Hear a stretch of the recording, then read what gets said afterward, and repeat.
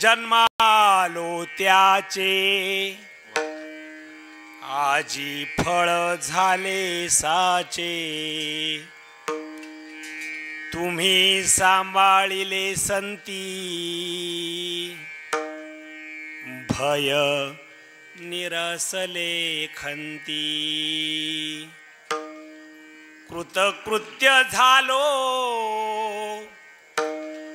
इच्छा केली ती पावलो, तुम्ही सांभाळिले संती भय निरसले खंती, तुका म्हणे काळ आता करू न शके बळ, तुम्ही सांभाळिले संती भय निरसले खंती. विठ्ठला विठ्ठला विठ्ठला विठ्ठला विठ्ठला विठ्ठला विठ्ठला विठ्ठला विठ्ठला विठ्ठला विठ्ठला विठ्ठला विठ्ठला विठ्ठला विठ्ठला विठ्ठला पांडुरंगा करू प्रथम नमन, पांडुरंगा करू प्रथम नमन, पांडुरंगा करू प्रथम नमन, पांडुरंगा करू प्रथम नमन, दुसरे चरण संतांची या, दुसरे चरण संतांची या, दुसरे चरण संतांची या, त्यांच्या कृपादाने कथेचा विस्तारो, कथेचा विस्तार, त्यांच्या कृपादाने कथेचा विस्तार, कथेचा विस्तार, बाबाजी सद्गुरुदास तुका, बाबाजी सद्गुरुदास, बाबाजी सद्गुरुदास मस्तक हे पायावरी या वारकरी संतांच्या, कर जोडितो कथे काळी आपण असावे जवळी, समचरण सरोजम सांद्र नीलांबुदाभं जगननीतपानिं मण्डलं मण्डलानां तरुण तुलसीमाला कंदरं कंजनेत्रं सदयधवलहासं विठ्ठलं चिंतयामि. कृष्णाय वासुदेवाय हरये परमात्मने प्रणतक्लेशनाशाय गोविंदाय नमो नमः. नागेन्द्रहराय त्रिलोचनाय भस्मांगरागाय महेश्वराय नित्याय शुद्धाय दिगंबराय तस्मै नकाराय नमः शिवाय.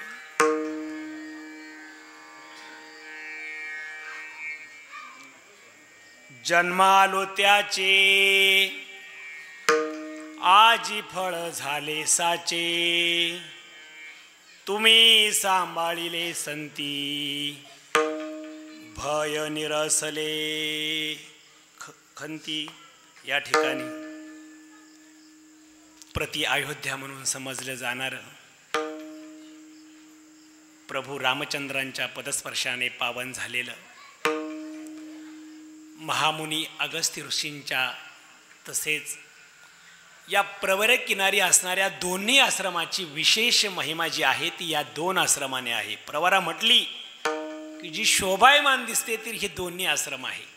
जसं आपल्या तालुक्यामध्ये तिन्ही नद्या आहे, तिकडे मुळा आहे, इकडे प्रवरा आहे आणि आमच्याकडे आढळा आहे. ज्या त्या नदीच्या क्षेत्रावरती तीर्थक्षेत्र म्हटलं की तिथं असणाऱ्या भूमीमध्ये असणाऱ्या संतांच्या वास्तव्याने ते पुनीत झालेलं असतं. आणि या राममाळावरती गेली अनेक वर्षापासून अनेक तपस्वी लोकांनी या ठिकाणी साधना केलेली आहे. कित्येक काळापासून परमपूज्य गुरुवर्य आदरणीय बालयोगी महाराज सांगत असतात, कोण जाणे कोणा घडे उपासना. आपण वारकरी संप्रदायात असताना आपण आपली फुटपट्टी इतरांना लावू नये. बालयोगी महाराजांचं म्हणणं आहे, दिसतानी ती व्यक्ती आपल्याला सहज दिसेल, दिसतानी त्याच्या पोशाखावरनं त्याची आपण कोणत्याही प्रकारची तुलना करायची नाही. नसेल त्याच्या डोक्याला टिळा, नसेल त्याने परिधान केलेलं जानवं, नसेल त्यांनी घातलेलं धोतर, वर पंगी विचाराने पाहिलं तर वरपंगाने जरी आपण पाहिलं तर तो आपल्याला संत भासणार नाही. परंतु अंतकरणाने अंतकरणाची फुटपट्टी लावली तर त्याच्या पायाने हजारो वर्षाची वारी केलेली असेल, त्याच्या मुखाने अनेक वेळा नामस्मरण केलेलं असेल, त्याच्या हाताने विठ्ठल विठ्ठल म्हणत आपल्या हाताने टाळी वाजवलेली असेल, त्याच्या कानाने देवाचं भक्तीचं श्रवण केलेलं असेल. म्हणून कोण जाणे कोणा घडे उपासना, अशा पद्धतीने माऊलीच्या ज्ञानेश्वरीमध्ये आहे. महत्व हरवी पिसे पण मिरवी, अशा प्रकारची अनेक संत मंडळी असतात. ती लौकिक दृष्ट्या दिसतानी ती व्यक्ती असतात. आपल्याला त्यांच्याकडनं वेगळ्या पद्धतीचं वर्तणूक दिसत नाही. ते फारसं लौकिकतेमध्ये येत नाही, त्यांना लौकिकता आवडत नाही, पण साधनेच्या जोरावरती ते फार पुढे गेलेले असतात. अशी लोक बरे, त्याला हटयोगी म्हणा. त्याला या ठिकाणी तुकोबरायांचा एका चरण, तुका म्हणे नको वरपंग देवा, घ्यावी माझी सेवा भाव शुद्ध. तुकोबरायांनी म्हटलंय, किंवा आपण ताटीच्या अभंगामध्ये म्हटलेलं आहे की ज्ञानोबरायांनी सांगितलं त्या योग्याची लक्षणं. योगी पावन मनाचा साई अपराध, किंवा त्या ठिकाणी असाही उल्लेख आलेला आहे की आपण जर पाहिलं त्या असणाऱ्या ताटीच्या सर्व अभंगाचं त्या योग्याची लक्षणं सांगितली. अंतरी वश केला कामे आणि वरी भगवा झाला नामे. अशा प्रकारे आपण जर पाहिलं तर कुणाची साधना कोणत्या ठिकाणी किती घडलेली असेल याच्यावरनं आपण त्याला मोजू शकत नाही, आपण त्याला तोलू शकत नाही, आपण त्याची कोणत्याही प्रकारची वल्गला करून. कारण आपण जर इतरांचं निंदेचं जर आपल्या मुखाने जर वाचन केलं तर ते पाप आपल्याला लागत असतं. आपल्याला सर्वांना माहीत आहे काकडा प्रकरणातला असणारा आपला जो अभंग आहे की ज्याच्यामध्ये मुका झालो वाचा गेली, याचं सगळ्यात महत्वाचं कारण त्यांनी दिलंय. काय केलं? साधू संतांची निंदा केली, साधू संतांची निंदा केली, हरी भक्तांची स्तुती नाही केली, हरी भक्तांची स्तुती नाही केली, तेरे वाचा पंगू झाली, तेरे वाचा पंगू झाली, एका जनार्दनी कृपा लागली, मुका झालो वाचा गेली, मुका झालो वाचा गेली,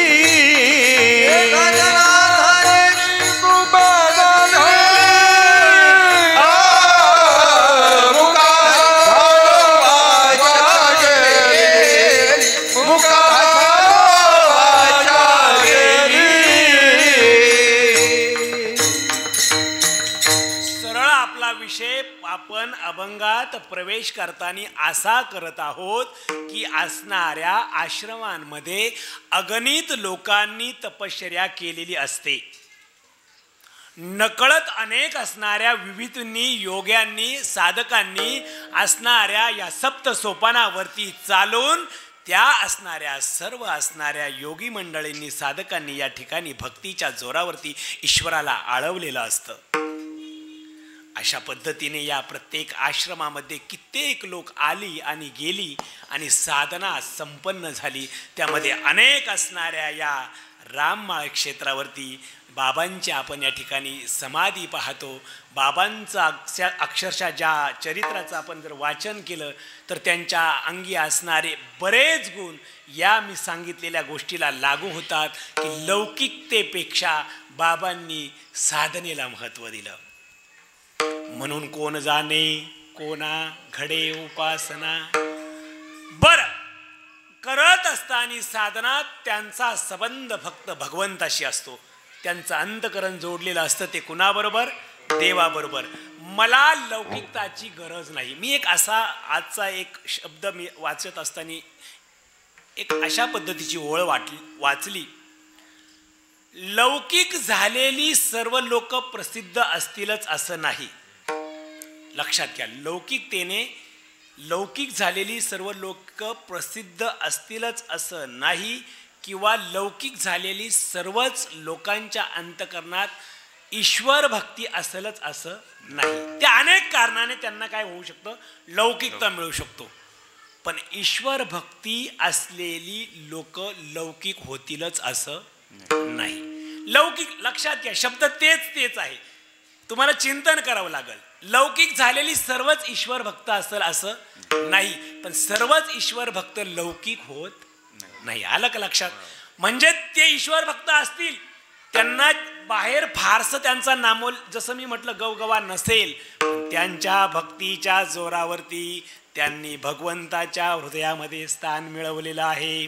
अशा पद्धतीच्या या आश्रमांवरती गेली 2 दिवसापासनं आपल्या असणाऱ्या या पावनभूमीत अमृतसलीला असणाऱ्या प्रवरा मातेच्या किनारी असणारा आपला हा आश्रम, या आश्रमामध्ये अनेक वर्षापासनं साधना संपन्न असे योगी आले, राहिले आणि साधना केली. त्या साधनेतनं हा प्रभाव पुढे पुढे वाहत आहे. आज सप्ताहाचा 2रा दिवस. या वर्षीचं विशेष काय, तर या वर्षीचं विशेष रामलल्लाच्या मूर्तीची स्थापना. राममाळ ज्याला म्हटलं गेलं, प्रभू रामांच्या, आणि विशेष म्हणजे प्रभू रामांच्या समोर असणाऱ्या त्या पादुका ज्या आहे, त्या तुम्ही ज्या पूर्वीच्या आहेत त्याच आखीव रेखीव ओतीव दगडात कोरून बसवल्या. मूळताच पवित्र असणारं स्थान, त्यामध्ये बनवलेल्या त्या असणाऱ्या सुंदर अशा मूर्ती, ज्या मूर्तींकडे पाहिल्यानंतर सर्वांना काय वाटतं, असं आता मी सांगणार नाही. एक 15-20 दिवसापूर्वी मी त्या गावाचं नामोल्लेख करणार नाही, पण त्या गावात प्राणप्रतिष्ठा आणि मूर्ती स्थापना झाली. परमपूज्य माधव बाबा घुले बाबा आले. बाबांचं बोलणं म्हणजे परखड आणि स्पष्ट. त्यांना काय त्याचं हे नाही. बाबा स्पष्ट म्हटले, तुम्ही घाई केली प्राणप्रतिष्ठात. कारण का, त्या गावानी छोट्या मूर्ती बसवल्या. बाबा म्हटले, त्या मूर्तीकडं पाहून प्रत्येकाला भक्ती करावीशी अशी वाटत नाही, तुम्ही घाई केली. बाबांनी उदाहरणं दिली. इगतपुरी तालुक्यात या, आमच्या तालुक्यात 9-9 लाख रुपयापर्यंत त्यांनी फार छान सांगितलं बाबांनी. मकराना मार्बल, अशा प्रकारचे मार्बलचे, सिंदवडा मार्बल, त्या मूर्तीला त्या असणाऱ्या ओतीव दगडामध्ये कोरलं की त्या मूर्तीकडं पाहिलं की तसं सुंदर ते ध्यान. उभे विटेवरी करकटेवरी ठेवून या, वाटलं पाहिजे त्या मूर्तीच्या, तिच्यामध्ये प्राण ओतला जातो. प्राण प्रतिष्ठा केली जाते, म्हणजे ब्रह्मवृंदांच्या साह्याने मंत्रोपचार करून तिच्यामध्ये प्राण काय झाला, टाकला जातो. आणि प्राण जेव्हा त्या मूर्तीमध्ये ओतला जातो तेव्हा त्या मूर्तीचं सौंदर्य अधिक काय दिसतं, खुलून दिसतं. आपल्या या राममाळाचं नाव सार्थकी झालं. बाबांनी अनेक वर्षापासून इथे साधना केली. अशी संत थोर विभूती बाबांच्या मनामध्ये हव्याशा असणाऱ्या मूर्ती तुमच्या अंतकरणात उतरल्या, आणि तुमच्या अंतकरणात उतरलेल्या मूर्ती तुम्ही प्रत्यक्षात बसवल्या नाही, स्थापित केल्या नाही. ब्रह्मवृंदांच्या साह्याने येऊन होम हवन विधी देवाला, आम्हाला ती मंत्र येत नाही, आपल्याला तशा पद्धतीच्या प्रकारच्या संहिता आपल्या नाही, आपल्याला त्या मूर्तीमध्ये प्राण फुंकता येत नाही, परंतु ते केलंच पाहिजे. परमपूज्य वक्ते बाबा नेहमी सांगत असतात की भगवंताने या ठिकाणी निर्माण केलेल्या ह्या सृष्टीला फार महत्व आहे. चातुर्वर्ण्य मया सृष्टम गुण कर्म विभागशा. मी ही 4 वर्ण निर्माण केलेली आहे, ती गुण आणि कर्मानुसार. ब्राह्मण, क्षत्रिय, वैश्य आणि शूद्र. मग ते कसे केले, गुणानुसार. तो फार सुंदर विचार बाबा सांगत असायचे. अशा असणाऱ्या वेद संपन्न ब्राह्मणाने येऊन राममाळ असणाऱ्या नावाला साजेशा मूर्ती, इतक्या सुंदर मूर्ती आहे. परमपूज्य गुरुवर्य मोठे माऊली आता त्यांच्या गुडघ्याचं ऑपरेशन झालं. विश्रांतीसाठी बाबा त्र्यंबकेश्वर नीलपर्वतावरती होते. आम्ही भेटायला गेलो. बाबांना सांगितलं राममाळावरती मोठा असा भव्य दिव्य कार्यक्रम झालेला आहे आणि रामलल्लाची मूर्ती ते स्थापित झाली पूर्ण सहपरिवारासह. इतकी उत्सुकता माऊलींच्या मनामध्ये निर्माण झाली की मला त्या मूर्तींचा फोटो दाखवा. आणि त्या मूर्ती पाहिल्यानंतर आताही मी आलो, किती गडबडीत आलो, कीर्तन सुरू करायचं. कारण का 7 ते 9चं कीर्तन म्हटलं की 9च्या पुढं नाही. कारण काय असतं, प्रसाद असतो आणि किती विद्वान वागतात, त्यातलं त्यात आपण सामान्य. म्हटलं आपण पटपट चालायचं, आपल्याला जितकं पटकट बोलता येईल तितकं पटपट बोलायचं. मूर्तीकडं पाहिल्यानंतर माझ्यामध्ये शक्ती आली. माणूस गडबडीत असला की घाई म्हणजे चुकीची आई. आणि मी पटपटपट आलो, दर्शन घेतलं. मला म्हटले महाराज की नितीन महाराज मी घाई केली का? म्हटलं नाही, माझं भयच दूर झालं. रामलल्लाकडं पाहिलं आणि बस आता मला इथं उभं राहायला काही राहिलं नाही. मी प्रत्यक्ष विषयाला हात घातला आणि माझं भय दूर झालं. सांगायचं तात्पर्य, राममाळाचं नाव यावर्षी मूर्ती स्थापना झाल्यापासनं, प्राणप्रतिष्ठा झाल्यापासनं वातावरणामध्ये बदल झालाय, चैतन्य निर्माण झालंय. चैतन्य निर्माण झाल्यामुळं सर्वांना असं वाटतंय की रामराज्य आलं आहे. होतच ना. मी म्हटलं मूर्ती ओतीव आहे, रेखीव आहे, आपल्याला जशा हव्या आहे तशाच पद्धतीच्या आहे. तुमच्या सर्वांच्या मनात मी पाहिलं प्रत्येक दगड कोरला गेलाय. त्याचा दगडी मंदिर, आम्हाला त्याचा अभिमान आज कळायला लागलो जेव्हा मी तुमच्या मंदिराचा असणाऱ्या निर्मितीच्या वेळीची ती दगड कोरताना पाहिली. घोलपवस्तीवरचं आपलं ते मंदिर, हे मंदिर आम्ही विचार केला आमच्या गावच्या मंदिराचा. अफाट दैदिप्यमान हेमाडपंथी मंदिर, सभामंडप, गर्भगृह अशा असणाऱ्या सगळ्या गोष्टी, प्रशस्त मंदिर. जगदीश महाराज जोशी आमच्या गावाला भगवतीच्या दर्शनाला आले. घोलपवस्तीचं मंदिर चालू होतं. खाली आम्ही आजान वृक्षाचं दर्शन केलं आणि घाट चढायला लागलो. तर आमच्या गावाला टहाकरीचं हेमाडपंथी मंदिर तुम्ही पहा. मूर्ती अतिशय रेखीव, ओतीव, कोरीव आहे. आणि त्यानंतर पायरा घाट आढळेचा चढत असताना मुलांनी पाहिलं, बाबांनी पाहिलं, तर त्या घाटाच्या पायऱ्यांना आम्ही गावकऱ्यांनी 15-15, 20-20 फूट लांबीचे अखंड असणारी दगडी खांब आम्ही पायरीत रोवले आहे. गोळा करून गावकऱ्यांनी जमा केली, जुन्या लोकांनी, आणि ती त्या बैलांना घेऊन कडवानावरती ठेवून तिथे ती बसवली. त्यांच्याबरोबर असणारे घोलपवस्तीची काही लोक म्हटली, आम्ही आमच्या मंदिराच्या या बाजूला कोपऱ्यामध्ये अखंड मूर्ती टाकण्याकरता अखंड 15 ते 20 फूट लांबीची शिळा शोधत होतो. कारण दगडी शिळा 20 फूट लांबीची जर ती काढायला गेली तर तिच्यात काय पडतो? तुकडा पडतो. अशा एक एक शिळा काढून मंदिर बनवलं. किती जीव ओतून नक्षी जुळली पाहिजे. ते जाऊ दे, आमचं मंदिर कितव्या शतकात काय, मला तेव्हा किंमत कळाली. आता आणि या मंदिराची किंमत जेव्हा समजली, त्या मंदिराची, इतक्या छोट्या छोट्या मंदिरांना कोटीत पैसे लागले. तर गर्भगृह, सभामंडप, विस्तीर्ण दोन्ही बाजूला दैदिप्यमान असणारे ते मूर्ती, असं जर इतकं मोठं मंदिर करायचं असेल तर त्याला किती वर्ष लागल. राममाळावरती प्रभू रामचंद्रांचं येणं झालं आणि आल्याबरोबर संपूर्ण असणाऱ्या पंचक्रोशीमध्ये आनंद झाला. आनंद या कारणाने झाला, अनेक तपस्वी ऋषीमुनींनी केलेली साधना फळाला आली. संत कृपा झाली, इमारत फळा आली. काय त्या असणाऱ्या बहिणाबाई पाठकचा अभंग आहे. रत्नाकर पाठकाची पत्नी बहिणाबाई पाठक, तुकोबारायांची परम शिष्या असणारी त्या बहिणाबाईचा अभंग आहे. फार सुंदर आहे.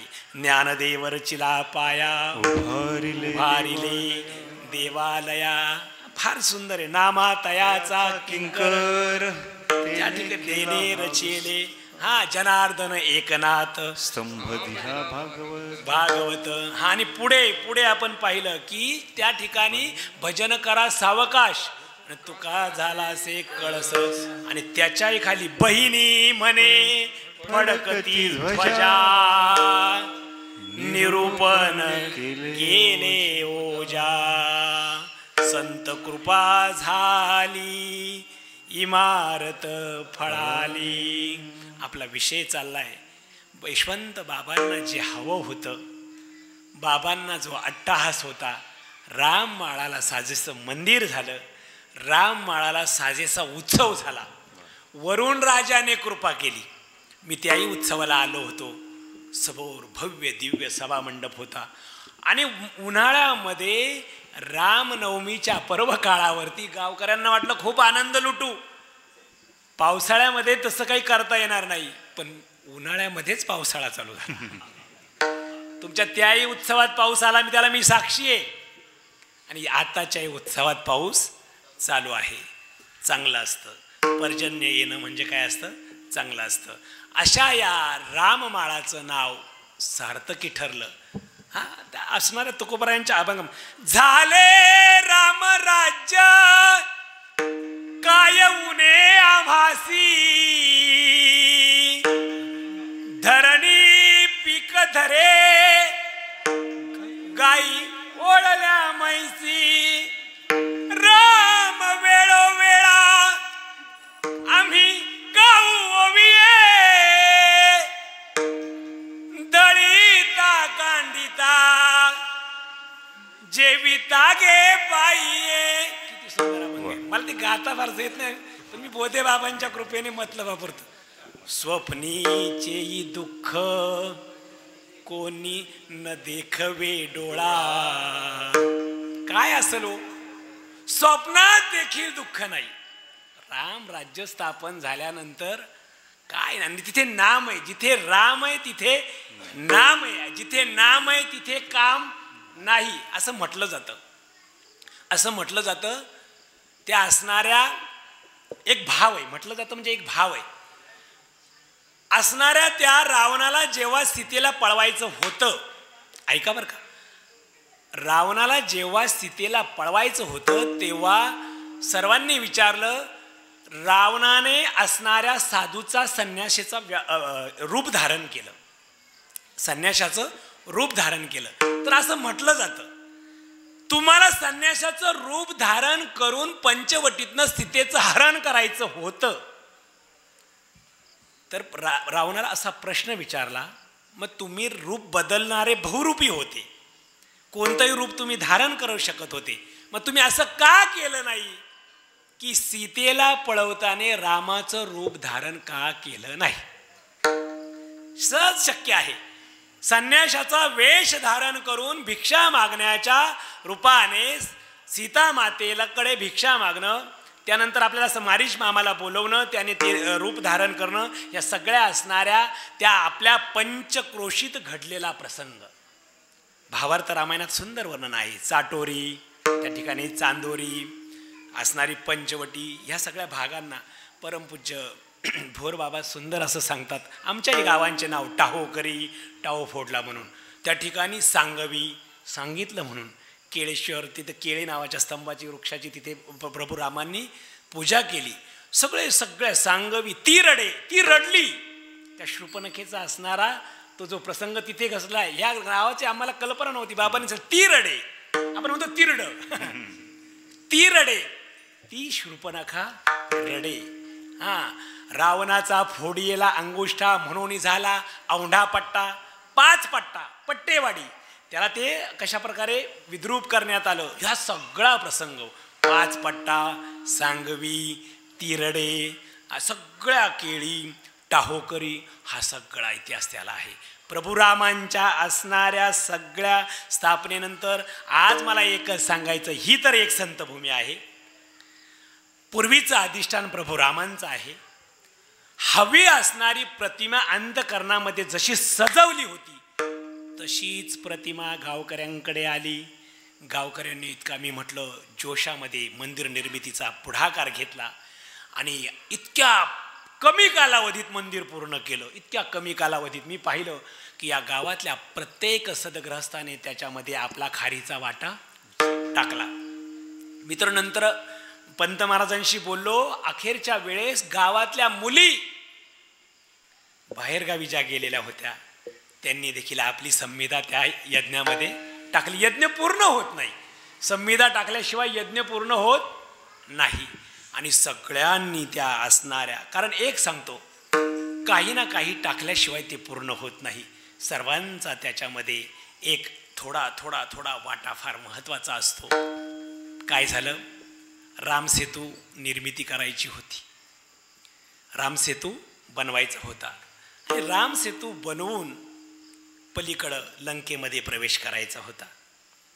सगळा तुम्हाला त्यातला भाग माहीत आहे. आपल्या हनुमंतरायाने आपल्या बलाढ्य शक्तीच्या जोरावरती सीतामाईचा सीता शोध केला आणि त्याच्यानंतर समजल्यानंतर आता पलीकडं जायचं.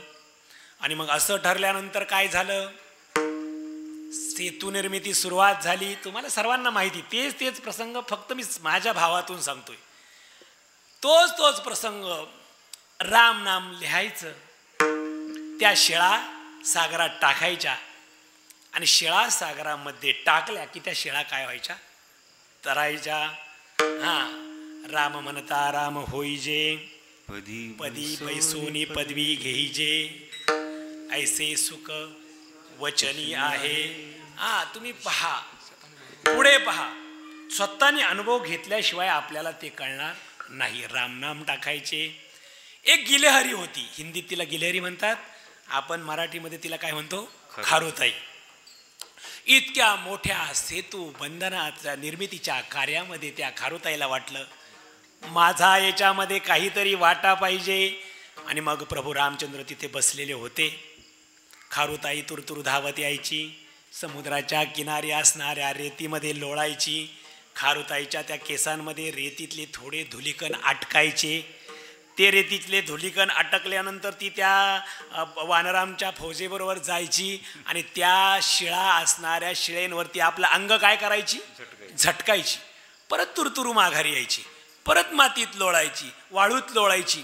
वाळू कण आपल्या याच्यामध्ये घ्यायची आणि जाऊन पुन्हा त्या असणाऱ्या दगडांवरती, त्या असणाऱ्या शिलेवरती जाऊन झटकायची. प्रभू रामचंद्रांनी पाहिलं, म्हटले काय करते खारुताई? म्हटली काही नाही, इतक्या भव्य दिव्य असणाऱ्या सेतू निर्मितीच्या कार्यामध्ये माझ्या छोटीचा खारीचा वाटा. खारीचा वाटा शब्द ऐकलाय ना तुम्ही, तेव्हापासनं मी फार काही देऊ शकत नाही, पण माझा खारीचा वाटा.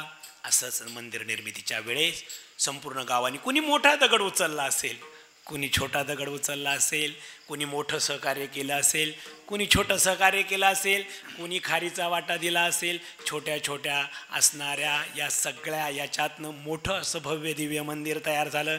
बाबांच्या मनातली मूर्ती फार उतीव रेखीव आहे. पाहिलं की कसं होतं, समाधान वाटतं. मला एक सांगा, ज्ञानोबरायांचं चित्र आपण पाहतो, ज्ञानोबरायांचं चित्र आपण पाहतो की नाही? ज्ञानोबराय असेच असतील असं कशावरनं? 2006 साली आळंदीला असताना परमपूज्य किशोरजी व्यासांनी आम्हाला वेदव्यास प्रतिष्ठानामध्ये गुलाब चरित्र म्हणून एक पुस्तक वाचायला दिलं, ज्याला गुलाबराव महाराज महादानकर म्हणतात.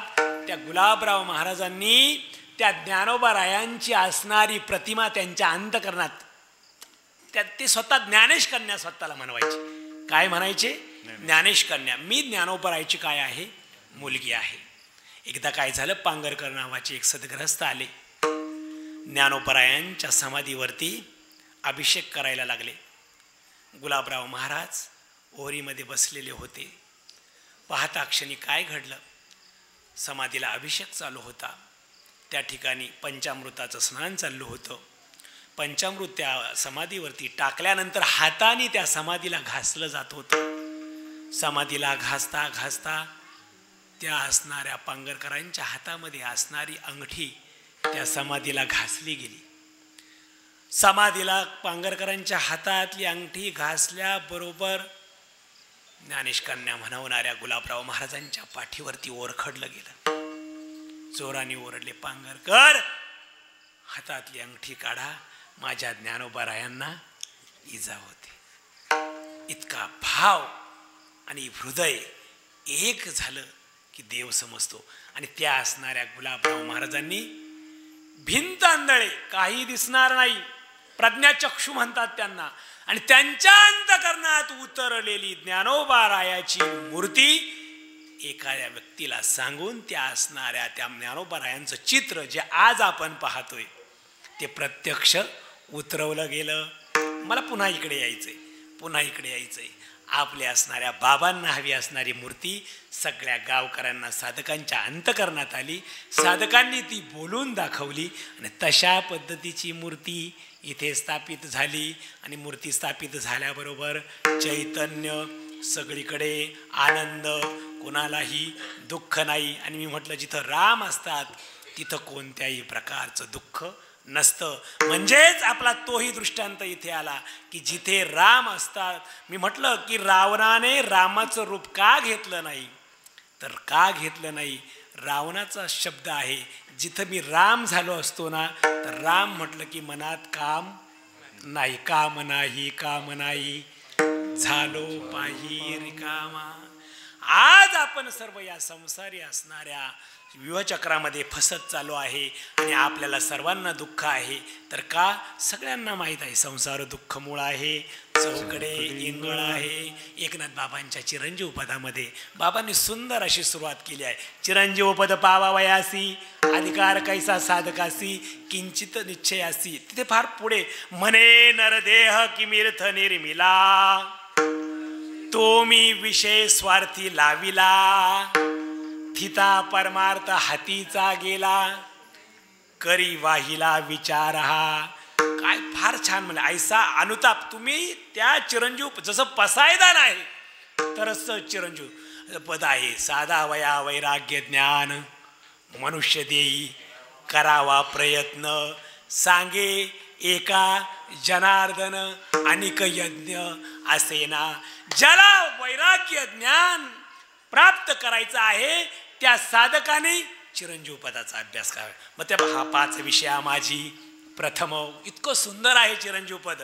हा चिरंजीव पदामध्ये मग या ठिकाणी मी म्हटलं ही साधकांची भूमी आहे. साधना करायची असेल तर इथेच यावं लागेल. साधना करायचं असेल तर राम माळाव यावं लागेल. साधना करायचं असेल तर प्रभू रामांच्या मूर्तीकडे पाहावं लागेल. आणि या असणाऱ्या प्रवरा माईचं असणारं जलपान अमृतमय प्राशन केलं की अंतकरणाची वृत्ती विकाररहित होते. काम क्रोध दोघे घातले बाहेरी, घातले बाहेरी, काम क्रोध दोघे घातले बाहेरी, बाहेरी. शांती क्षमा घरी राबवित, शांती क्षमा घरी.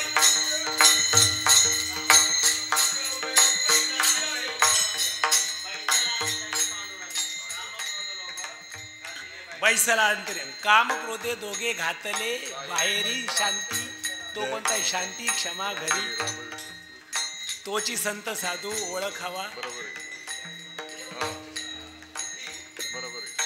हा बोला.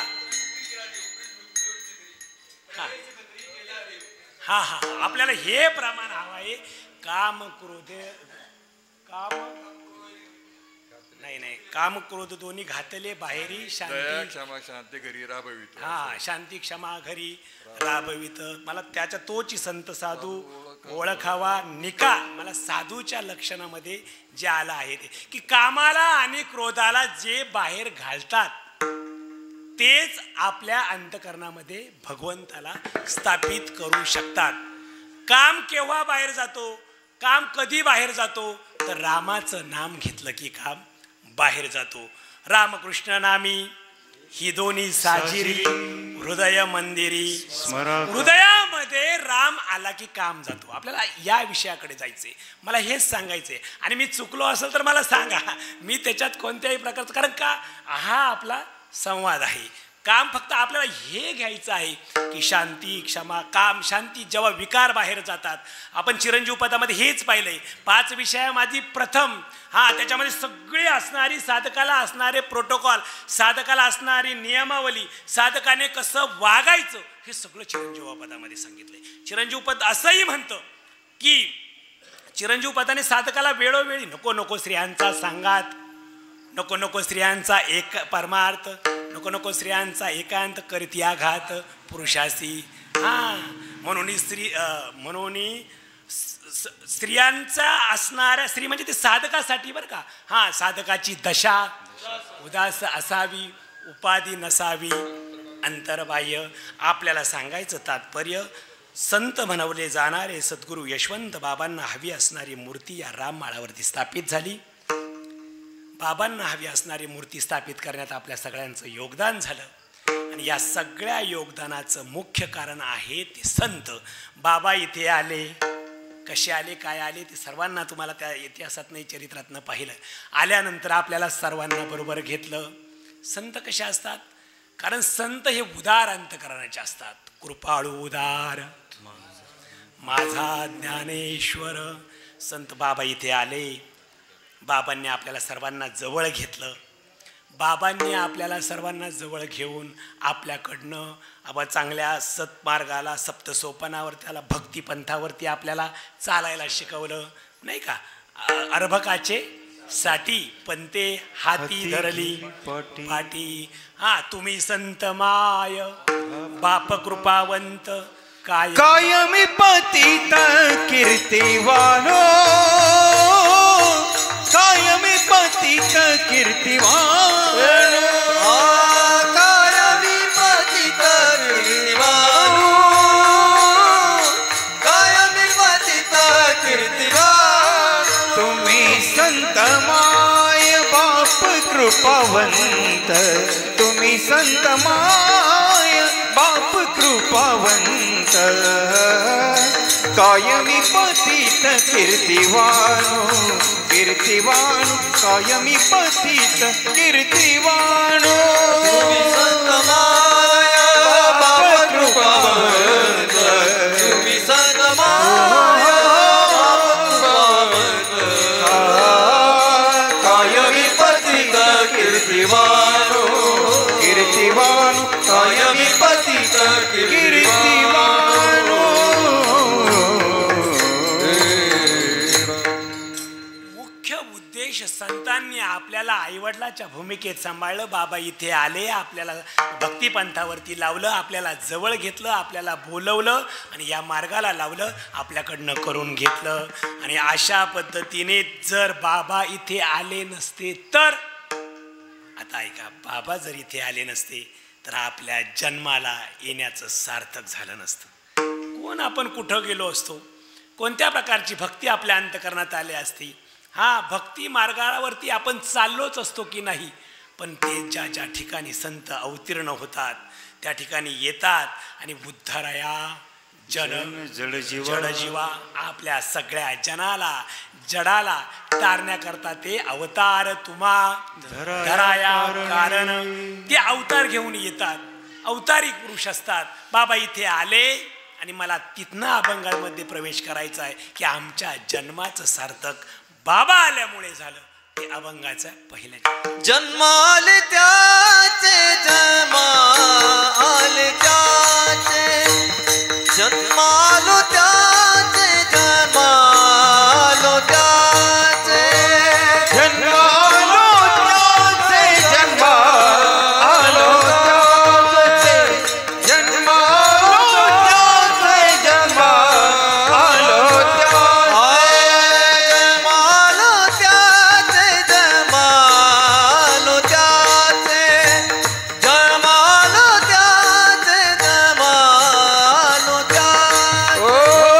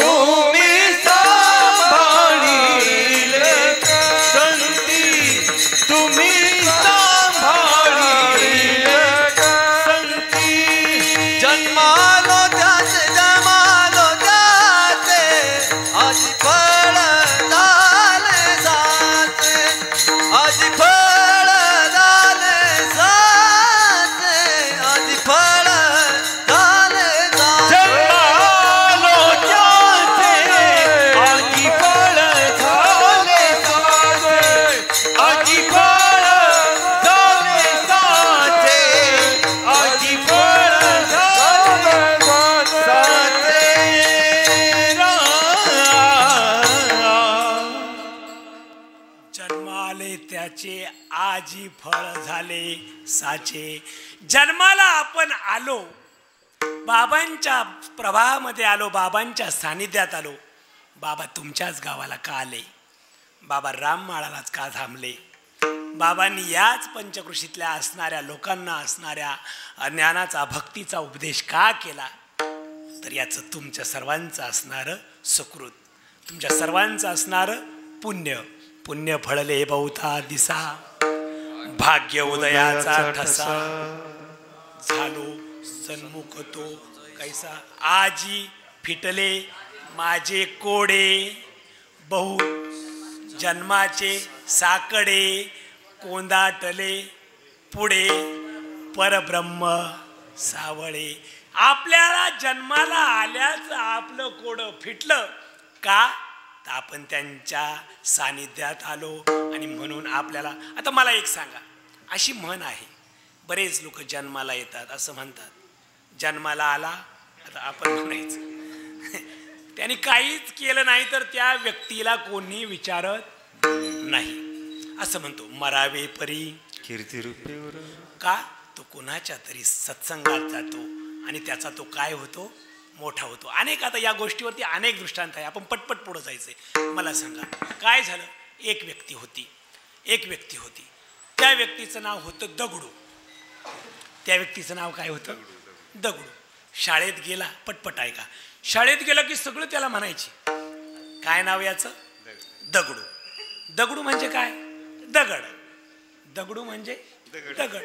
पूर्वीची पद्धत सांगतो, आमच्याही भागात आहे, आपण काही फारसं दूरचं नाही. अशी नावं असायची. मंगळवारी जन्माला आला का मंगळी, बरं का. बुधवारी जन्माला आला तर बुधा. शुक्रवारी आला का सकरू. पहा बरं का, नावं फार छान छान असतात. माझंही नाव काही फार छान नाही, माझं नाव केरू आहे. मी जेव्हा असं फोन करतो कुणाला, मी केरू बाबा आहे, त्यांना असं वाटतं फार म्हातारा, फार मोठा फेटा. कारण माझ्या पिढीतला मी शेवटचा केरू. केरू कचरू हे आता राहिले नाही. आता नावं एवढे भारी आले ते आपल्याला बोलता येत नाही. स्टॅलिन नावाचं काय तुम्हाला, आमचे परमपूज्य पाठाला राऊत बाबा सांगायचे, काहींना अर्थ कळत नाही पण नावं खूप सुरेख ठेवतात. आता ते मी तुम्हाला सांगणार. मेदिनी, आता काय श्लेष्मा. मी म्हटलं काय? त्यांनी श्लेष्मा नाव शोधलं शब्दकोशात, शेंबूड. अरे बापरे. काय प्रियंका, प्रिय आहे. यंक म्हणजे मांडी. आता बाबा सांगतात, मला सांगायचं नाही. आणि आपलं बरं आहे. केरू म्हणजे मी ज्ञानेश्वरीत बऱ्याच वेळा केरू शब्द आला, संसाराचा फेडला केरू. मी म्हटलं केरू म्हणजे काय? सरळ केरू शब्दाचा अर्थ कचरा. असो, आपण चाललो होतो, जन्म आले त्याचे, आलं तर कीर्ती करावी, काहीतरी आपण केलं पाहिजे. त्याचं नाव काय होतं? दगडू. दगडू म्हणजे दगड. आपल्याही भागात शुक्रवारी काय नाव, मंगळवारी काय नाव आहे म्हणून सांगितलं. हा माझा वैयक्तिक विचार आहे, मी काय कीर्तन असं ठरवण्याचं. असं आहे आपल्याकडे, तुम्हाला समजतंय. पुढे असं त्या दगडूचं नाव होतं. त्याला खूप वाईट वाटायचं, मलाही वाटायचं माझं नाव बदलावं. मी दोनदा साखर वाटली, 7वीला नाव बदललं. पण 2 मिनटं चांगलं किशोर विशोर म्हणायचे आणि पुन्हाच आपल्या मूळ बदलावायचे. दीर्घकाळ नाव काही बदलत नाही. असो, किशोरही गेला, सर्वही गेलं. दगडूला फार वाईट वाटायला लागलं. रडत रडत आईकडं आला. आई, वर्गात सगळे मला दगड्या दगड्या म्हणतात. आई, दगड्या म्हणजे काय? ती म्हटली दगड्या म्हणजे दगड. पण ऐक, तुझं नाव आता बदलता येणार नाही, पण तू जर कर्म चांगलं केलं ना, नरकर्णी करे सो नरका. तुझं नाव दगडू मी ठेवलं. आता मी बदलू शकत नाही, कारण आधारची जन्मतारीख बदलत नाही. का? कारण लाडक्या बहिणींचं प्रमाण वाढतं. नावही बदलायचं नाही, जन्मतारीख नाही, जी आहे तीच आता लावा. बरं, मग मी काय करू आई? तू असं कर्तृत्व कर की तुझ्या कर्तृत्वाच्या जोरावरती तुला सर्व ओळखतील. ठरवलं काहीतरी कर्तृत्व करायचं. आपल्याच तालुक्यातले ब्राह्मणवाडा गावचे रहिवाशी असणारे ते दगडू राजूरवरनं काही माल भरायचे. पुण्यासारख्या ठिकाणी न्यायचे. व्यापार उद्यमामध्ये भरभराटी आली. कर्तृत्ववान व्यापारी झाले. सुंदर असा गणपतीचे उपासक होते. प्रणम्य शिरसा देवी गौरीपुत्र विनायकं भक्ता वासन स्मरे नित्यम आयु कामार्थ सिद्धयम प्रथमं वक्रतुंडंच एकदंतं द्वितीयकं तृतीयं असं रोजची भक्ती. विद्यार्थी लभते विद्या, धनार्थी लभते धनम, पुत्रार्थी लभते पुत्रा, मोक्षार्थी लभते गतिम. जपेत गणपती अशी गणपतीचे उपासक. मग धनार्थी लभते धनम मिळालं. इतकं धन मिळालं, इतकं धन मिळालं. त्यांनी पुण्याला गणपतीची स्थापना केली. गणपतीची उपासना केली. नाव इतकं मोठं झालं. गणपतीच्या पुढे त्यांचं नाव लागलं. दगडूशेठ, हलवाई, गणपती. मला सांगायचं काय, म्हटले माझ्या जन्माला आल्याचं काय झालं, सार्थक झालं. जन्म आलो त्याचे आई आजी फळ झाले साचे. म्हटलं ना, कर्तृत्वाने माणूस काय होतो, मोठा होतो. आपल्या काय हातात असतं, दोन मडकी असतात. एक मडकं न कळत आपल्या असणाऱ्या हंडीसाठी जातं, एक मडकं अंत्यविधीला जातं. एक आमच्या सहपाठी एक विद्यार्थी होता. खूप अभ्यास केला, खूप अभ्यास केला. म्हटलं आता अभ्यास केला, ज्ञानेश्वरी पाठ केली, गीता पाठ केली, भागवताचा अभ्यास केला. आता मी काय करणार, समाजाला प्रबोधन करणार. पण डॉक्टरनी सांगितलं जास्त बोलाल तर तुम्हाला या ठिकाणी तुमचा जो थ्रोड असतो, घशाचा कॅन्सर आहे, तुम्हाला बोलता येणार नाही. मित्र फक्त डोळ्याने अश्रू ढाळायचा. जन्म आलो त्याचे फळ झालं का, नाही. अनेक गोष्टी करण्याकरता आपल्याला कर्म, आपल्याला क्रियमान, आपल्याला संचित आणि आपलं प्रारब्ध आपल्या बरोबर लागतो. भोगतो न घडे संचितावच करावे ते मनी समाधान. म्हणून या मनी मानू नये खेदू, म्हणावा गोविंदू वेळोवेळा. आपण जन्माला आलेले जर सार्थकी करायचं असेल, तुका म्हणे जन्म आल्याचे सार्थक. विठ्ठलची एक देखलिया, विठ्ठलची एक देखलिया, विठ्ठलाची एक देखलिया, विठ्ठलाची एक देखलिया. तुका म्हणे जन्मा आल्याचे सार्थक. विठ्ठलाची एक, विठ्ठलाची एक देखलिया, विठ्ठलाची एक देखलिया. तुका म्हणे जन्मा आल्याचे सार्थक. विठ्ठलाची एक, विठ्ठलाची एक देखलिया, विठ्ठलाची एक देखलिया. देखलिया. आपला विषय चाललाय जन्माला आल्याचं सार्थक तेव्हाच होतं की जेव्हा त्या व्यक्तीने त्या जन्माचा पुरेपूर आपण काय केला पाहिजे, वापर केला पाहिजे. नाही तर तो जन्म काय झाला, व्यर्थ. नाही तरी गेला जन्म वाया, नाही तरी गेला जन्म नाही तरी गेला जन्म वाया, नाही तरी गेला जन्म वाया. सांगत तुम्हासी भजार विठ्ठला, नाही तरी गेला जन्म वाया, नाही तरी गेला जन्म वाया.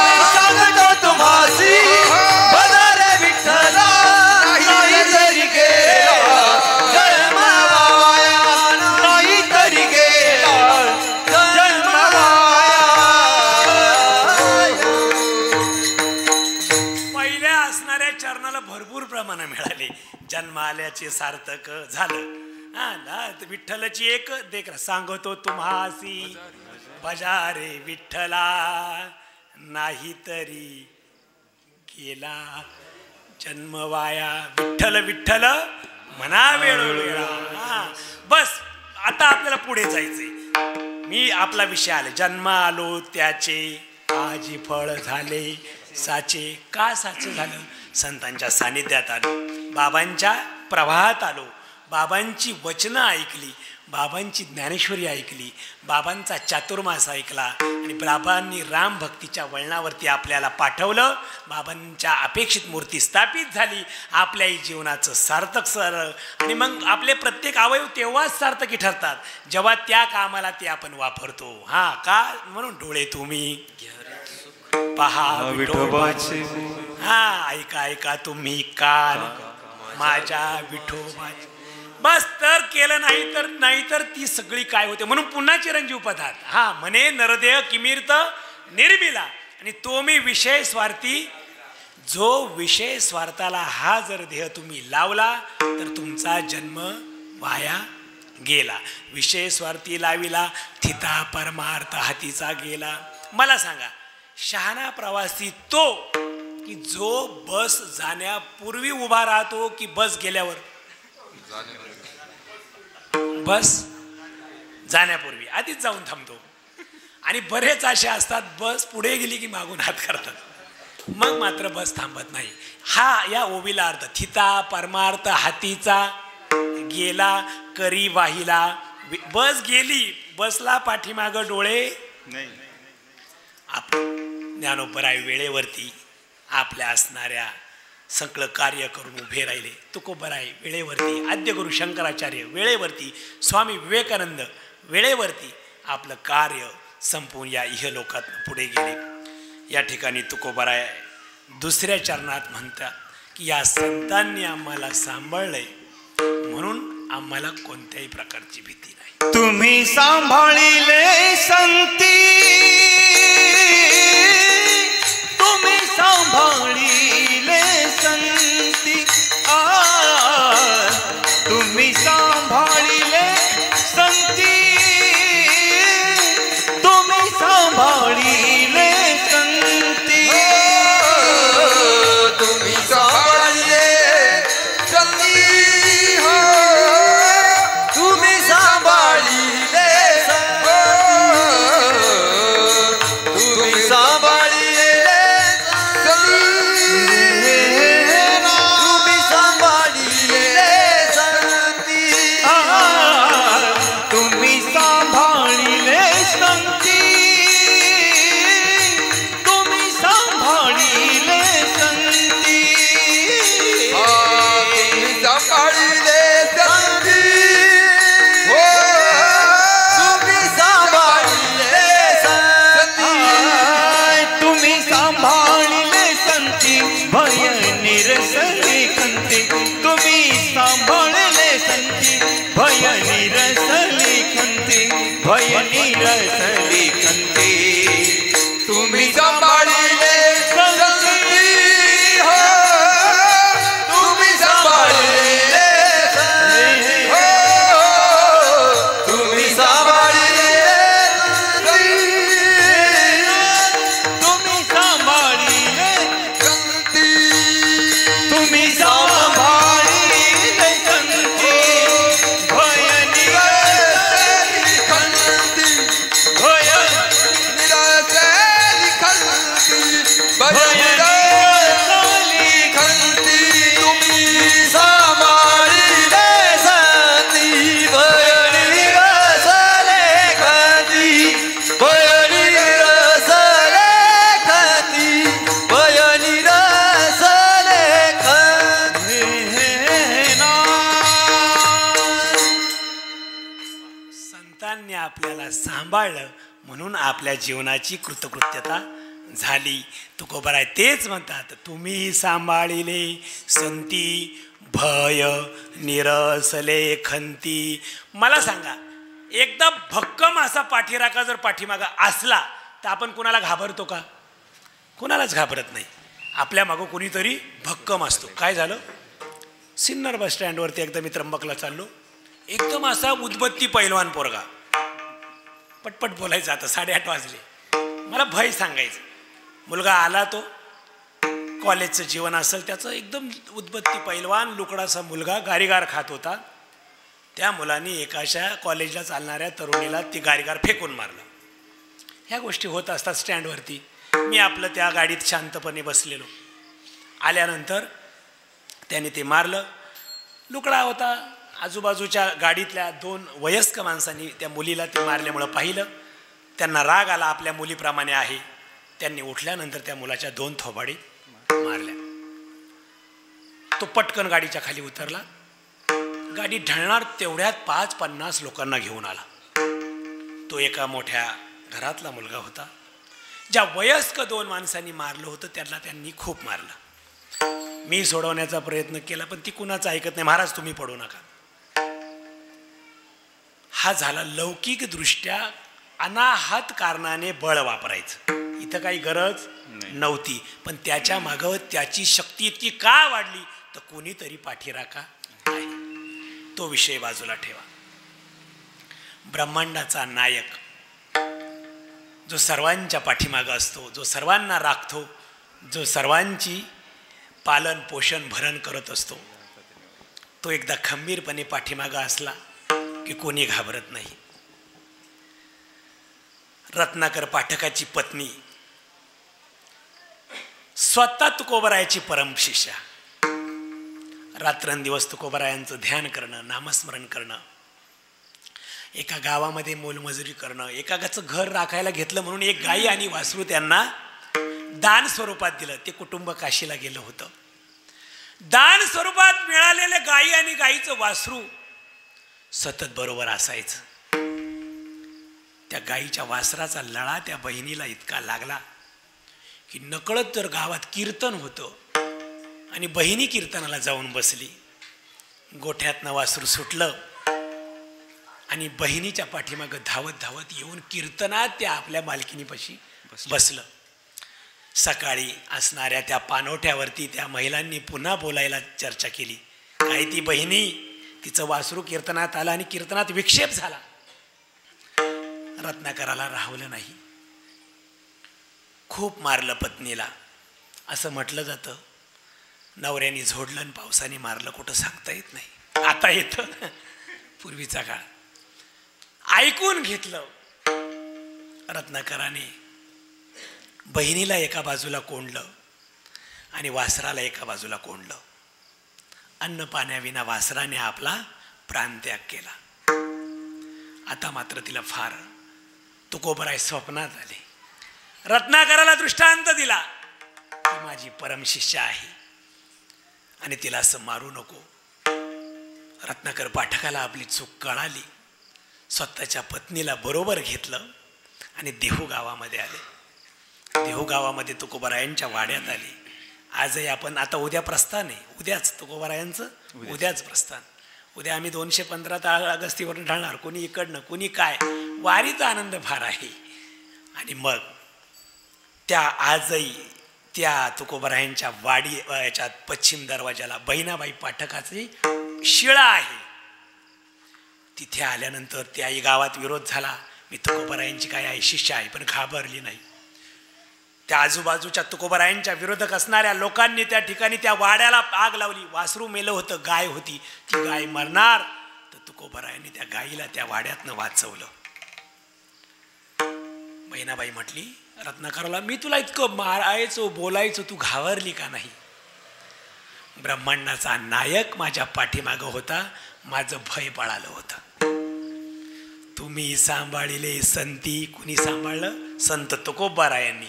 आणि माझं भय गेलं. भय निरसले खंती. कुणीतरी खंबीर पाठीरागा असला की माणूस घाबरत नाही. एक सांगू का, भय हा शब्द जर आपल्या शब्दकोशात नसताना तर कोणीच घाबरलं नसतं. कसंही वागलं असतं. स्वैर कुणीतरी तुका म्हणे सत्यकर्मा व्हावे साह्य. घातलिया भय नरका. घातलिया भय. सत्यकर्माला साह्य व्हा नाही तर तुम्हाला भय कशाचं घातलंय? नरकात. आता मला पुढे जायचंय, वेळ संपला. मला एक सांगा, सापाला फक्त भय लागत नव्हतं. सापाला जर भय दिलं नसतं ना, लक्षात घ्या, सापाच्या जीवनातनं भय शब्द भगवंताने जर वजा केला असता तर साप म्हटला असता आज केरू महाराजांच्या घरी जाऊ, त्यांच्या पायाचा चावा घेऊ. तसंच झालं होतं. आज मी दुपारी बोलतो विनोदाने आणि खरंच ओगाओगाने आपल्याला शेतकरी म्हटलं की पेटीकडे जावंच लागतं आणि त्या पेटीकडे आपल्याला जावं लागतं, मोटर चालू करावी लागते. आणि मी सहज दुपारी मोटर मशीन चालू करतो, त्या पेटीमध्ये साप आणि पळाला. काय आता त्याला भीती असते, पण त्याला भीती असते. मला सांगायचंय सापाच्या जीवनात, शेतकऱ्याच्या जीवनात तर किती बोलायचं. एकमेव शेतकरी असा की आपल्या सगळ्यांचं जीवन असा कोणी नाही या जगाच्या पाठीवरती की जो मातीत गुंतवणूक करतो. बिल्डर जर या गावात बोलवला ना, किती लोकवस्ती आहे, किती प्रकारचं उत्पन्न मिळेल, किती टर्नओव्हर आहे, किती तिचा GDP आहे, किती TRP आहे, सगळं शोधून मग तिथे पैसे ओततो. शेतकऱ्याचं तसं नाही, मातीत ओतायचं आणि मग पाहत बसायचं उतरलं का नाही उतर. कोण गुंतवणूक करेल असे. मला एक सांगायचंय, सापाच्या जीवनातला जर भय शब्द काढला तर आपल्या सर्वांचा कार्यक्रम तो करील. पण त्याला देवाने एकच सांगितले, थोडा जरी चाहूल लागली तर क्षणार्धात तो फार दूर पळून जातो. त्याला कान नाही. विज्ञान सांगतं सापाला कान, पण त्याच्या जीवनात काय आहे? भय. आपल्या जीवनातलं भय कोणी दूर केलं? तुम्ही सांभाळिले संती भय निरसले खंती. विठोबा रखुमाई, विठोबा रखुमाई, विठोबा रखुमाई, विठोबा रखुमाई, विठोबा रखुमाई, विठोबा रखुमाई, विठोबा रखुमाई, विठोबा रखुमाई, विठोबा रखुमाई, विठोबा रखुमाई, विठोबा रखुमाई, विठोबा रखुमाई, हरि हरि विठोबा रखुमाई, विठोबा रखुमाई, विठोबा रखुमाई, विठोबा रखुमाई, विठोबा रखुमाई, विठोबा रखुमाई, विठोबा रखुमाई,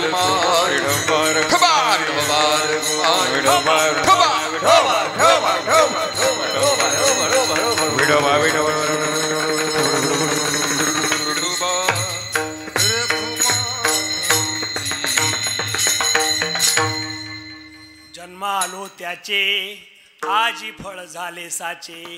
तुम्ही सांभाळिले संती भय निरसले खंती. भीती आपल्या जीवनात आहे. आपणही सत्यकर्माला सहाय्य व्हायचं, नाही तर नरकात जायला घाबरायचं.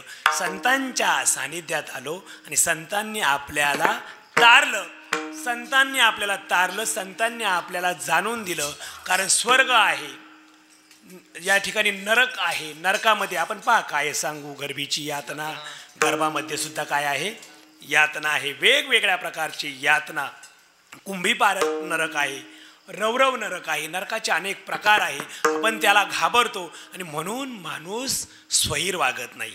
हा, स्वातंत्र्य म्हणजे स्वैराचार नव्हे. हा, त्याला आपण म्हणतो काय की कसं. मला सांगा, विना आहे, ती विना बांधलेली आहे. ती विना बांधली आहे म्हणून तिच्यातनं असणारे स्वर काय होतात? छेडतात. ती मोकळी सोडा सर, कशी वाजते? बेसूर आणि बिभत्स वाजते. पखवाद बांधलेला आहे. बांधला की तो कसा वागतो? सुंदर आणि गोड. बरोबर की नाही ज्ञानराज महाराज? सुंदर आणि गोड तो वाजतो. पण त्याला जर मोकळं केलं, कोणत्याही प्रकारचं त्याला जर बंधन ठेवलं नाही, तर तो कसा असतो? असा त्याचा सुंदर असा आपल्याला स्वर ऐकू येत नाही. पुढे चला, याच्याही पेक्षा पुढे चला. विना बांधलेली म्हणून गोड वाजते, पखवाद बांधलेला आहे म्हणून गोड. याच्याही पुढे चला. प्रत्येक असणारा घोडा आहे, घोडा लगामाने बांधलेला आहे.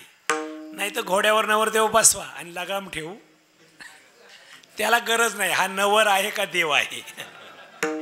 तो त्याचा गुण दाखवून पळून जाईल. लगामाने घोडा बांधलेला आहे. आपणही भीतीने बांधलेलो आहोत. आपणही पंच विषयापासनं दूर राहावं म्हणून संत आपला सांभाळ करतात आणि आपल्याला सांभाळतात आणि म्हणून आपण भगवंताची आणि संतांचा धावा करतो. हां, बरोबर आहे की नाही? काय करतो? धावा.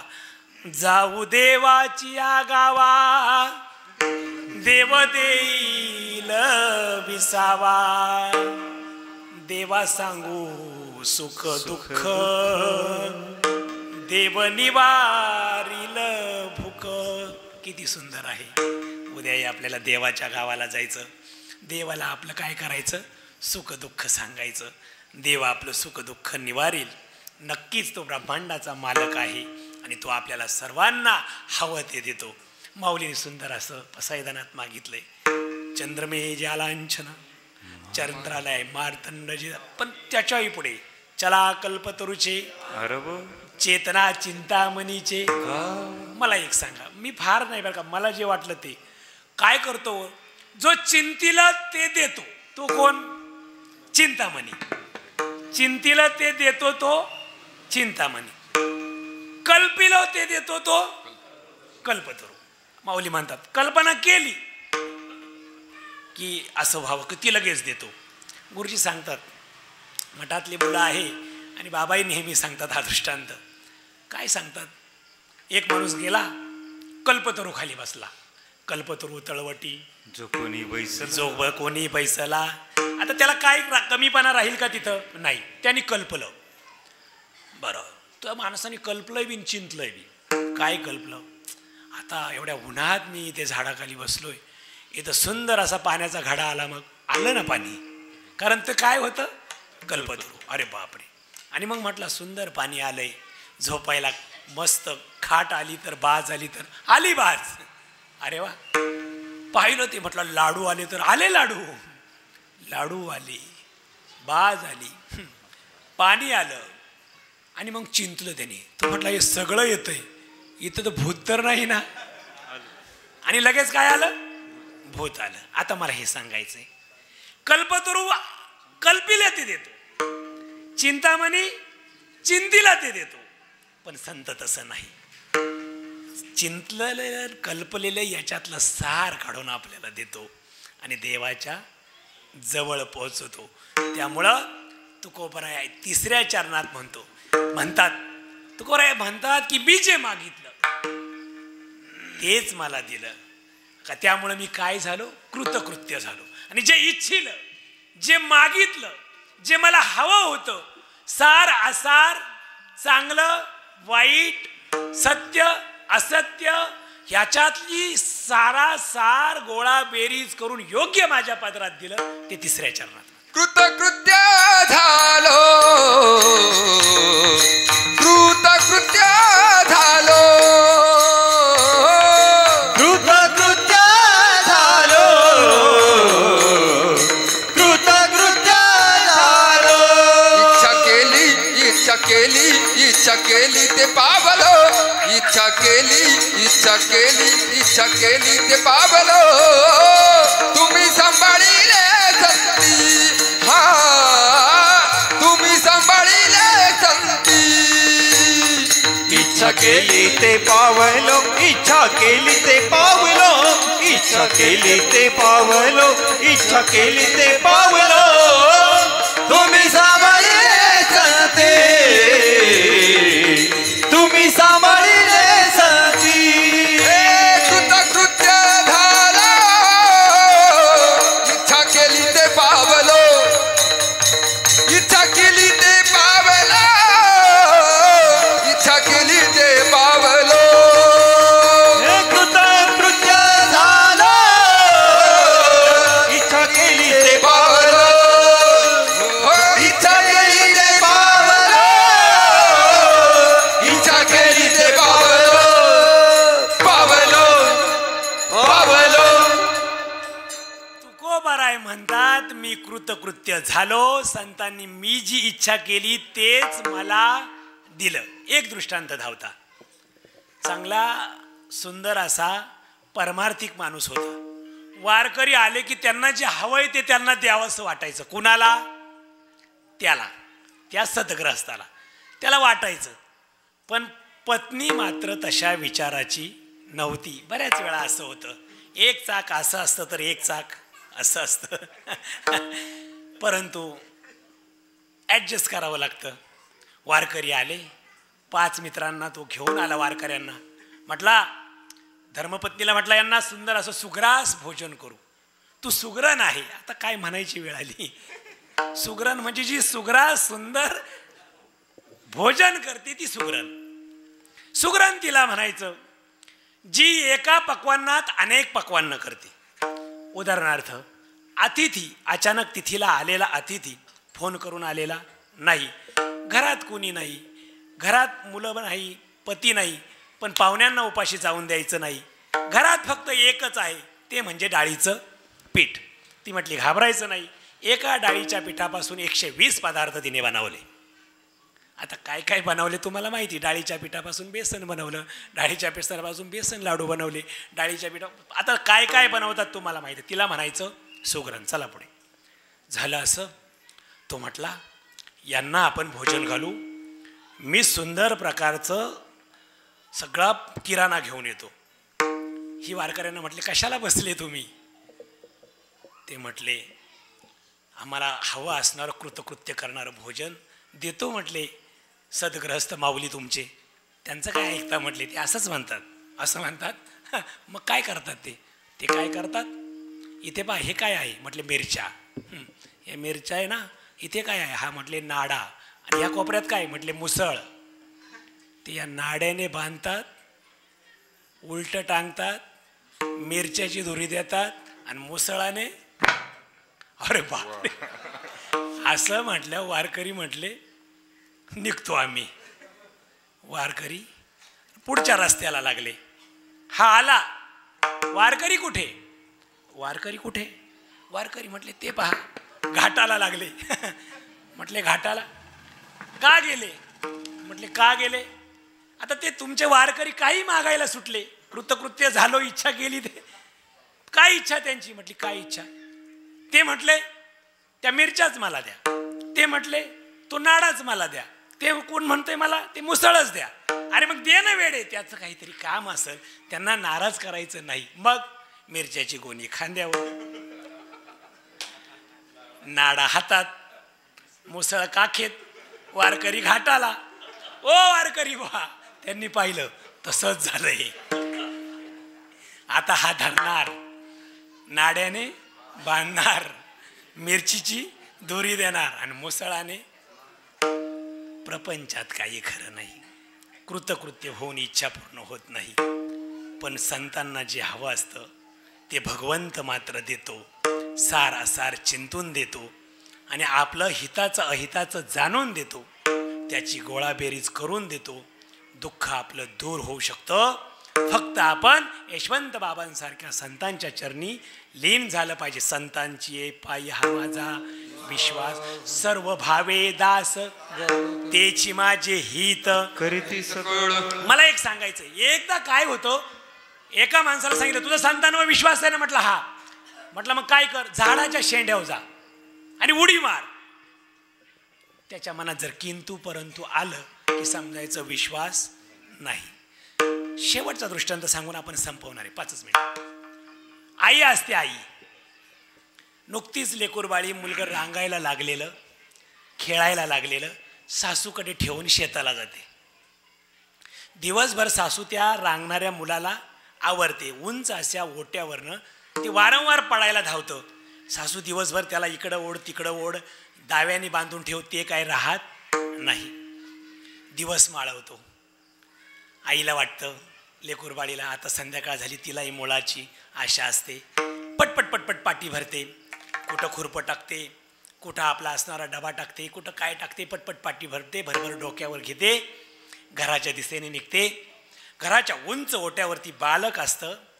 तिकडनं आई येत असते. सासूबाई दरवाज्यात बसलेली असते.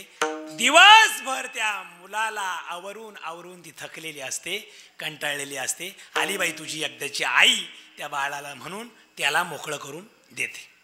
आता पहा बरं का, मला विश्वास सर्व भावे कसा टाकायचा आहे. आता काय झालं, सासू बसलेली आहे दरवाजात, मुलाला आता सोडून दिलं. मुलगा रांगत रांगत आलंय.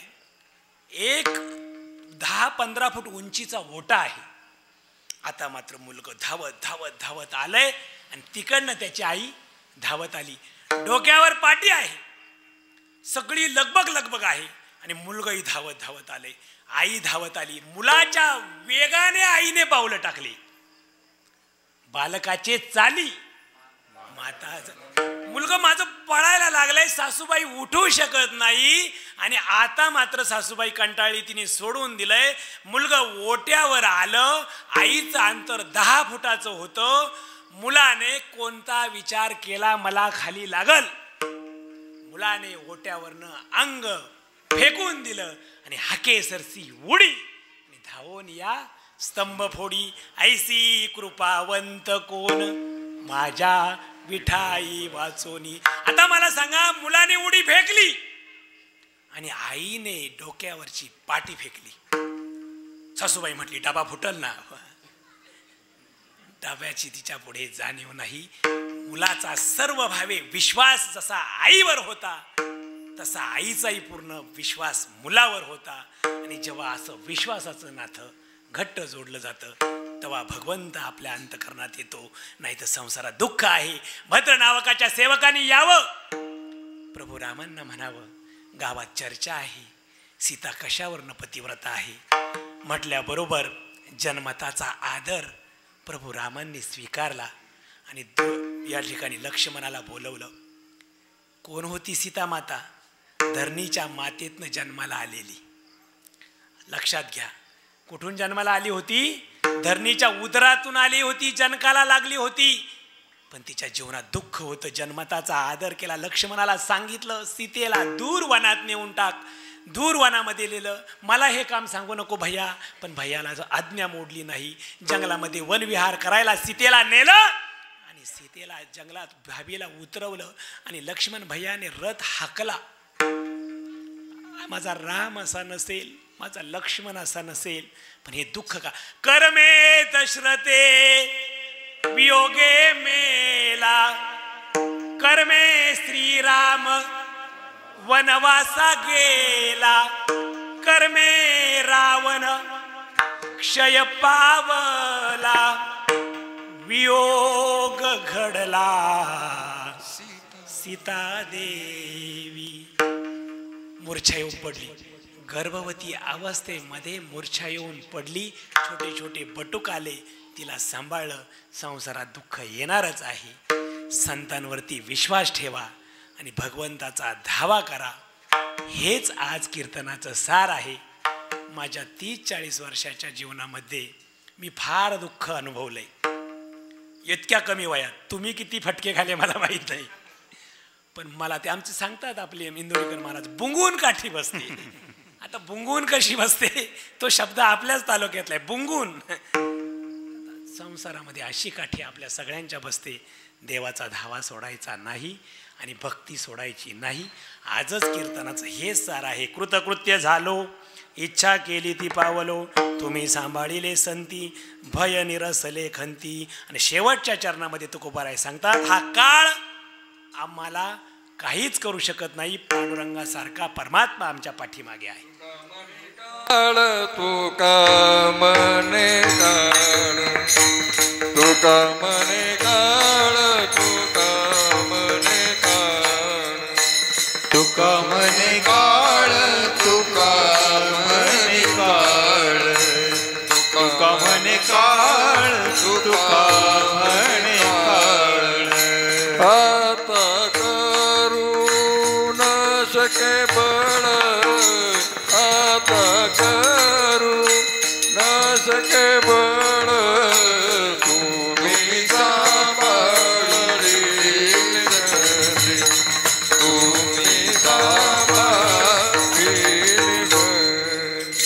आता न करू शके न शके बळ, आता करू शके न बळ, तुम्ही सांभाळिले संती, तुम्ही सांभाळिले संती. भय निरसली खंती,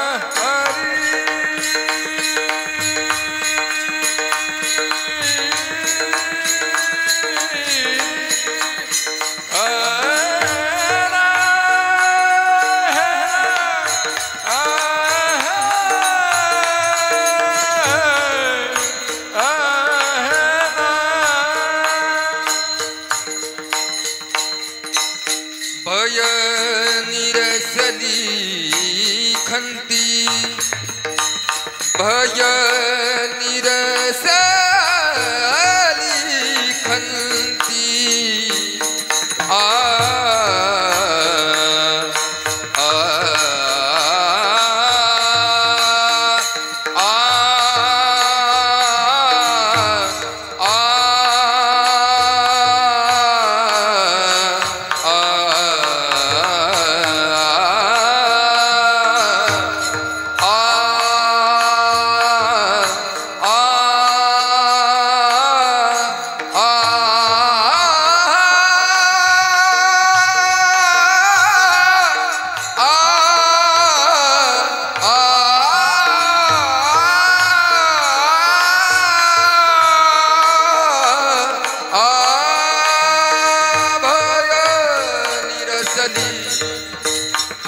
भय निरसली खंती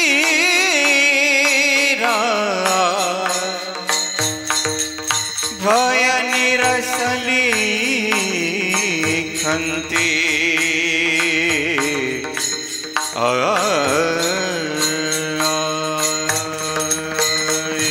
भय निरसली खंती भय निरसली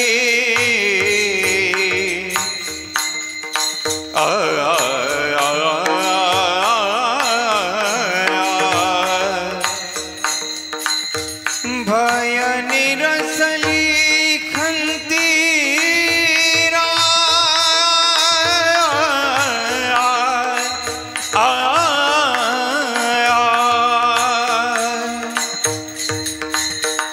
भय निरसली खंती भय निरसली खंती रे ना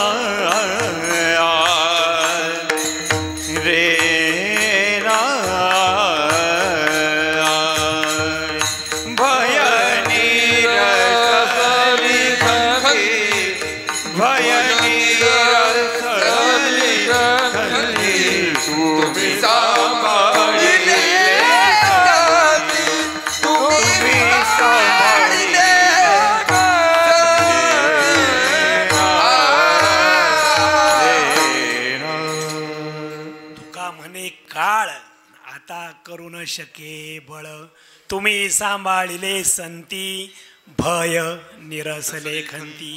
बरोबर 9 वाजले. सेवा संपवली आहे बाबांच्या चरणावरती. माझ्यासारख्याकडे सेवा येणं म्हणजे मी तर स्वतःला पहिल्यांदाच कीर्तन, मला नाही स्वर नाही ताल, परंतु तुमचं सर्वांचं प्रेम कधी कधी घडतं 2020 कोणीतरी सूर्यवंशी येऊन मारायला पाहतो 6, पण ती नकळत बॅटीला लागलेले ते चेंडू असतात. फार मला तसं ज्ञान नाही. अनेक दिग्गज माणसं आहे, सर आहे, आपले देशमुख महाराज आहे, ज्ञानराज भाऊ आहे. गुरुजींनी फोन केला सकाळी या. पंतांचं आमच्या परिसरात फार येणं झालंय, त्यांचंही असंच आहे. परंतु मनाने मन जुळत गेली आणि आमची एकदा सेवा इथं कुठेतरी रुजू व्हावी. कशी ही तर नाही, पण कोणती ना कोणती यावं आणि बाबांच्या चरणावरती सेवा अर्पित केली. असंच असं नाही, सगळे टाळकरी चोपदार सगळे माझ्यापेक्षा वयाने मोठे आहे. मला काय असा विशेष अभ्यास नाही. लोक म्हणतात महाराज तुम्ही यूट्यूबला आहे का? अरे ट्यूबला नाही मी तर यूट्यूबला कुठून. म्हटले गाडी नाही, म्हटलं बैलगाडी माझ्याकडं. आपलं जंगल दऱ्यात गायी चारणं आणि आपल्या मस्तीमध्ये जगणं. एक शिक्षकांनी सांगितलं होतं, राजाच्या राजवाड्यात कुत्रा होऊन जगण्यापेक्षा माळ रानावरचा वाघ होऊन जगा. स्वतःच्या मस्तीत गायी चारत जगायचं आणि वारी करत जगायचं, मोठं छोटं तो करील, आपण काही विचार करायचा नाही. तुम्ही सुंदर अशी साथ दिली, असाच अभंगाचा अर्थ असेल असं नाही. परमपूज्य गुरुवर्य बोधेबाबांकडं चातुर्मासाला राहून आमच्या मठातली सगळी माणसं आहे, ज्या मोठ्या माणसांचं ऐकलं त्यात थोडं सार काढून देण्याचा प्रयत्न केला. अशा पद्धतीने न्यूनते पुरते करून घ्यावे, अधिकते सरते करून घ्यावे तुम्हा ते विनवित असे. एक ओवी ज्ञानेश्वरीतली असली ती या भागात आहे. सीर सिंधू परिसरी मातेच्या कर्णकुहरी नेनो कै त्रिपुरारी सांगितले जे. त्या असणाऱ्या गुह्य मंत्राचं जे काही सांगितलं आहे तो हा परिसर आहे आणि हा आश्रम आणि असणारा अगस्त्य आश्रम. ज्याला त्या मातेच्या कर्णकुहरामध्ये सांगितलेला बीज मंत्र उलगडायचा असेल तर त्याला इथेच साधना करावी लागेल. म्हणून आम्हीही ही सेवा रुजू करण्यात आलो. कधी माझ्याबरोबर कोणी येत नाही, पण आमच्या माऊली आज माझ्याबरोबर आल्या. म्हटल्या दर्शन प्रभू रामांचं घ्यायचंय. म्हटलं चला असू द्या, देवाची इच्छा. झालेली सेवा तुम्हा सर्व संत माईबापांच्या चरणावरती सेवा समर्पित करून सेवेला पूर्ण विराम. ज्ञानेश्वर माऊली ज्ञानराज माऊली तुकाराम, ज्ञानेश्वर माऊली ज्ञानराज माऊली, ज्ञानेश्वर माऊली ज्ञानराज माऊली तुकाराम, ज्ञानेश्वर माऊली जय विठ्ठल विठ्ठल जय जय विठ्ठल. बोलिली लेकुरे वेडी वाकुडी उत्तरे, नाही विचारिला अधिकार म्या पुला. तुका म्हणे ज्ञानेश्वरा राखा पाया पैकिंकरा,